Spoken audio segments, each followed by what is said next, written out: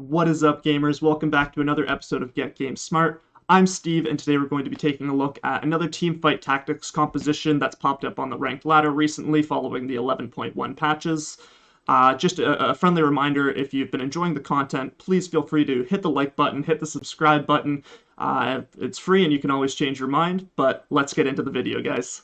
Following patch 11.1 and the buffs to Abomination, people have been trying a variety of different types of Abom builds to basically see what sticks. And it's gone through a couple different variations. I think the earliest one was the Abomination Draconic build, which makes a lot of sense when you think about it. The Abomination secures you your early, mid, and late game, and then the Draconic will take over your scaling and the late game aspect of it. Unfortunately, the Heimer nerfs, etc., means that this comp is really not performing all that well, and I would not recommend it. So the next build is the Abomination Brawler build, which I think is extremely potent in the mid game, and it logically makes a ton of sense. I mean, you've got Nunu, he's a brawler, and that's what this comp's kind of waiting for, is to get that Nunu high roll. So hey, why don't we tech in brawlers? And yeah, it makes a lot of sense, and has been seeing some success on the ranked ladder. It's with a place rate of 4.43. But what I would note is that this build falls off really hard in the late game. It really just lacks damage. Mind you, I have not actually had the game with the full best in slot brawler set, so maybe with those items it does a bit more damage and it can take off. But I have played a lot of a brawler Abomination in the mid game, but have really not found great success with it in the late game. And now the latest iteration of the Abomination build, and the one that we're going to be taking a closer look at today, is actually the Abomination Spellweaver build. So this build kind of capitalizes on the fact that Abomination by itself provides quite a cost-effective frontline, and the fact that Spellweaver is just really strong right now. Spellweaver as a trait is really good. There's a lot of Spellweaver builds that are floating around on the ladder, and this is just one of the ones that can work. As far as who's going to be your key carry, obviously that's the Vel'Koz. He's the bread and butter in any Spellweaver composition. And yeah, you're just looking to play the three better Abomination units, that is the Brand, Nunu, and the Rise. And then you're also looking to get in 4 Spellweavers, as well as 3 Abomination and 2 Mystic at level 8. So this is a pretty potent board. A very high top 4 rate at 56.2%. The place rate is under 4.5%, or 4.5, the 4.5 spot, I suppose. So we know that it's good for climbing statistically, and the play rate is pretty low, though I would admit that Vel'Koz is actually quite a contested unit right now. So I actually imagine, I don't think that this play rate is quite reflective of how contested it is right now, just because Vel'Koz is seeing a lot of use in a lot of different Spellweaver compositions. But yeah. And as far as items go, you're really just prioritizing items for the Vel'Koz. So they say the best build actually doesn't use the Hex Tech. I still like a Hex Tech along with these other two builds, which is the Shojins, the Spell Crit, Jeweled Gauntlet. I would probably put a Hex Tech along with that if I had my druthers, but yeah, and any AP item really works in that slot. The other items that you're focused on basically are magic reduction items. So you've got a Shiv on the Brand and Ionic Spart on the Rel, as well as some frontline items on your Nunu, just so that he can be a bit beefier up there by himself. As far as when you should play this composition, compared to a lot of other compositions in TFT, the Spellweaver Abom is not very item dependent, and it's actually one of the few cases where I think it's better to take the direction from your units rather from the items that you roll.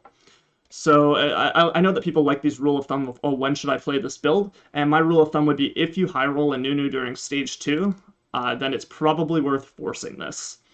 So other alternatives would be, you've already got some Spellweaver on the bench sort of thing. You're playing like a Ziggs and Victor early on or whatever, and you happen to hit Abomination in stage 3 or 4. Or, for example, you were going towards a Vel'Koz build anyways, and you hit Abomination in stage 3 or 4. These are both times that it would make sense to pivot into this build. In the example video here, we actually roll a Nunu at 2-3, and we've already got Spellweavers on the go with Ziggs and Victor, so we've already got that forming up, and that's really all the direction we need to lean into this Abomination Spellweaver build. As far as piloting the mid game goes, this composition feels feels pretty smooth throughout the mid game. But what I will say is that this composition likes to be win streaking, and there's three main reasons for this. The first reason is that Abomination is obviously a really strong trait, especially during the early to mid game. So we're definitely making use of the fact that Abomination is strong, and we're going to push that to win streak. The second reason is that this build isn't super item reliant. So typically when we're playing like a reroll or something, or a build in which items are really important to us, we're going to want a loss streak so that we can secure item priority on carousels and have best in slot items. This build's a bit less item priority, or a bit less item reliant, and so we would be happier to just make use of our strong early board and win streak through the early and mid game. And finally, we want to be leveling and not getting like stuck anywhere, leveling pretty like normally and aggressively. If you're not sure what the normal standard leveling patterns are, I did go over that in my last video, so feel free to check it out. But we want to be keeping up in levels because this build does run a number of forecasts in the Rel, the Rise, and the Vel'Koz, and it spikes quite hard, the composition, when we end up putting in the Vel'Koz. So for all of those reasons, we want to be leveling normally, which usually entails win streaking. So in terms of actually piloting the deck, like I said, it's pretty straightforward because we're only probably going to be playing it when we get Abomination. And once you put Abomination in, you're going to be relatively strong. And yeah, you should also be prioritizing putting items then onto your Abomination units and using them as item holders, basically. So in the example game here, despite hitting our Nunu at 2-3, we don't actually get Abomination in until 3-5 when I grab the Rise off of the carousel. So I end up grabbing a Shadow ZZ Rot and putting it down onto the Nunu, which provides considerable value because obviously we're getting it applied not only off the Nunu, but off of the monstrosity as well. And in an ideal world here, I'd also be slamming like a Shojin's onto my Callista to eventually transfer to Vel'Koz, but unfortunately don't have any swords and I'm not willing to commit to a blue buff. So naturally, Abomination units are pretty good item holders because they're essentially double dipping on the value. They get to use the item both on themselves and on the monstrosity. So I think, and this has kind of provoked a kind of some spicy builds on the PvE, for example. There is a really popular build where you're going ZZ Abomination. You're putting as many ZZ Rots as you could onto your Abomination units, the idea being that you're getting double value from all of them. This was obviously nerfed and somewhat readdressed in the most recent patch 11.1 or 11.10, whatever. But from my point of view, it is actually still better to use the Abomination as item holders for your build that you're moving towards, but not building specific items for your Abomination, if that makes sense. So I said it would be ideal, for example, to throw down a Shojin's here to eventually put onto a Vel'Koz.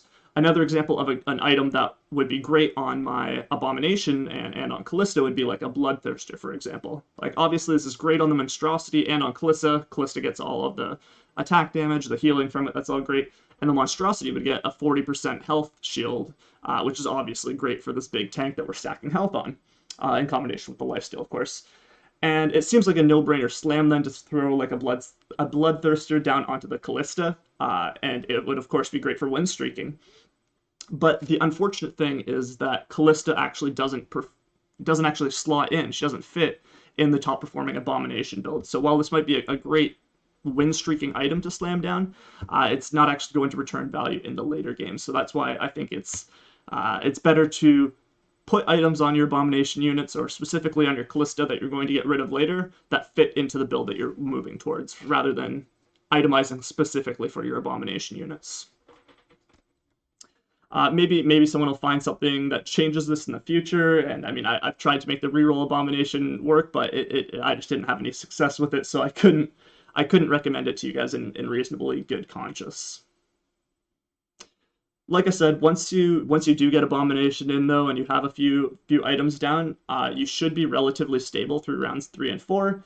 And you should get a nice little power spike as well when Vel'Koz comes in, as well as when you go up to 4 Spellweavers. And that's basically going to take you into the late game, where in an ideal world you'd be activating both Redeemed and Mystic at level 8. So now that we more or less have an idea of how we want to play the composition, let's break down the positioning. So before we talk about Abomination-specific positioning, I want to highlight a key concept that's pretty important in understanding positioning meta a bit more holistically. So we've all heard the term like, hey, you should corner your carries, and intuitively that makes sense, right? Our carries are our high priority champions. We want to keep them out of harm's way, so we stick them in a corner with their backs up against the wall. Hey, that kind of makes sense, right? No problems there. But have you ever considered which side you predominantly put your carries on? Do you put them on the left side? Do you put them on the right side? Does it matter? Well, obviously it matters, or else we wouldn't talk about positioning, right? But what a lot of players don't realize is that the right side actually has a lot of little unique and innate advantages. The first one being that it actually only requires 2 units to block it off from assassins, so there's only 2 adjacent squares.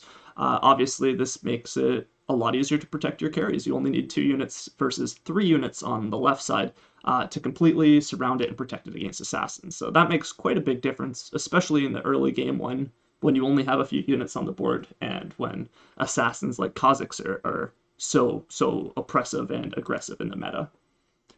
But there's also other little things, like the fact that the Hellion portal's actually on the right side. So Ziggs is almost always going to want to be cornered on the right side to have more protection from his front line. And there's other things like the fact that this right-hand corner actually extends slightly further off of the map. So units like Ashe that gain additional value from being further away from their opponents are also going to get extra value from being in this right corner. So all of these little micro advantages kind of lead to a meta of people predominantly stacking their carries in the right-hand corner.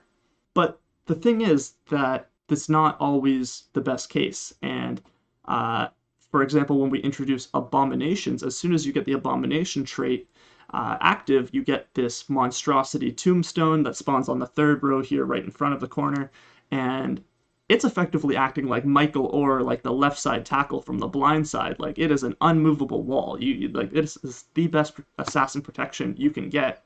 And it's just a free little perk of this Abomination trait that most people don't really take advantage of.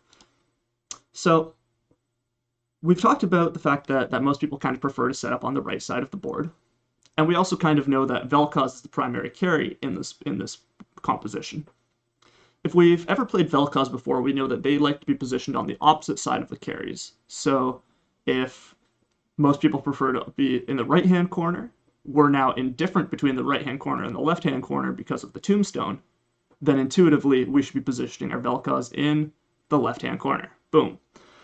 So this is just like a little thought. Obviously, positioning is fluid and you should be reacting to what other people are doing on the board, but I just wanted to give you guys a little bit of insight as to why I think that when you're running this build, that the best spot for your Vel'Koz most of the time is actually in the left-hand corner. Now that we've got that out of the way, let's talk a little bit about the positioning of the rest of the units. So your Zyra and your Victor are going to be basically interchangeable in these 2 spots. They should be on the back row because they are 4 range carries, and Zyra, just don't put Zyra in the middle. On either of these 2 sides here, her roots are just going to have a bit better luck. I like to have Victor tucked away next to my Vel'Koz, just so hopefully he'll get more shields off throughout the fight, basically. Ryze is maybe a little bit weird here to have a 3 range Ryze back on the 4th row. But the idea here is that Ryze offers a ton of anti-assassin protection that is very much needed in this squishy Spellweaver build. So basically having Ryze back here, he's going to stun whatever assassin jumps back here before they get up to any tricky business. So our Lux is going to be on the opposite pocket of our Vel'Koz, and the idea being here that Lux will shield the furthest ally, so in this setup the shield should always be going to the Vel'Koz. And then we've got our Brand here, a 3 range individual who is going to be another lineman here protecting the Vel'Koz, basically just acting as defense and yeah, sealing in that Vel'Koz in that back corner. And then we've got our Rel, who is going to also be on the opposite side of the Vel'Koz, and the idea being here again that the Rel is far from the Vel'Koz, so she's always going to be shielding the Vel'Koz, but she's also on the same side as the Lux, so that when she charges in, she doesn't pull Lux's shield towards Rel instead of from Vel'Koz. So double shields from Vel'Koz is basically the idea of the Rel positioning here. And finally, we've got our Nunu up here, front solo lining. basically taking the brunt of it and allowing our casters to ramp up and really get the job done. So Nunu is a great sacrifice, but your sacrifice does not go unnoticed. Yeah, and that's basically it for the ideas behind the positioning of this build. Obviously, positioning is fluid in every game, and you should be adapting to your specific game, but I'm hoping that this was able to provide a little bit of insights. As far as the late game play style of this comp goes, it's basically just becomes a game of whack-a-mole where you are trying to have your Vel'Koz on the opposite side of their carries, because that's more or less what's going to be the difference between whether you win or lose fights. This is like it's a good build, but it's not definitely as strong as the very potent like Knight and Kale builds that you're probably going to see in the majority of your late games, especially if you're starting to get up there in the ranks. So it's definitely a build that's placing top 4 a lot more often than it's actually winning. So and in this game in particular, I honestly made a few errors. I was forcing the composition really hard, and I was also kind of learning the composition while I was playing it. The key result being the fact that I rolled past a few Luxes, I rolled past a few Rels, even Zyras, and I'd also randomly 3-starred this Ziggs, so I kept him longer than I should have. Obviously, I should have the Ziggs out, and in their place, I should have like a Rel, and probably should throw the Lux in there as well. Yeah, so this build that I got was not exactly what I showed you guys in the build. The one that I showed you in the build is definitely stronger, but just wanted to show you guys basically the results and the fact that even when you mess up, it's still good for a second. So hope you guys enjoyed the video. If you have, please remember to like and subscribe, and I'll see you guys next time. Cheers.